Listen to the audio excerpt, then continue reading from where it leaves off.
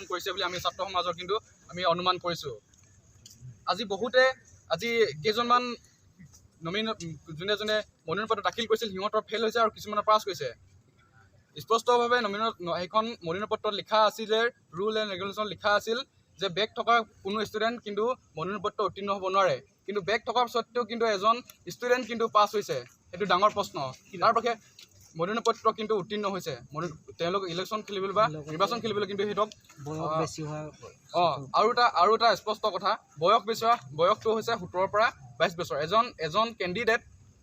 এজন কেণ্ডিডেটৰ কিন্তু এখন মহাবিদ্যালয়ত 3 বছৰ অধ্যয়ন কৰাৰ পিছতো মানে ডিগ্ৰী কমপ্লিট কৰাৰ পিছতো কিন্তু আকৌ নতুনকৈ এডমিশ্যন কৰি কিন্তু তেওঁলোকে ইলেকশ্যন খেলিবলৈ আহিছে। এইটো কেনেকুৱা ধৰণৰ কথা?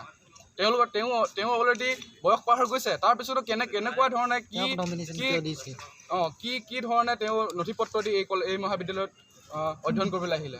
এইটো কলেজ কৰ্তৃপক্ষে কি বিচাৰ কৰি বা কি চাই তেওঁলোকক নমিনেশ্যন পাছ কৰাই দিলে? এইটো ডাঙৰ প্ৰশ্ন। আৰু আমাৰ এইটো আজি স্পষ্ট দাবী যে যেতিয়ালৈকে আমাৰ এই মহাবিদ্যালয়ৰ যিখন এতিয়া নিৰ্বাচন হ'বলৈ গৈ আছে তাৰ মনোনয়ন পত্ৰৰ যিবিলাক আজি ফলাফল ঘোষণা কৰিলে সেইবিলাক কিন্তু অনতিপলমে স্থগিত হ'ব লাগিব।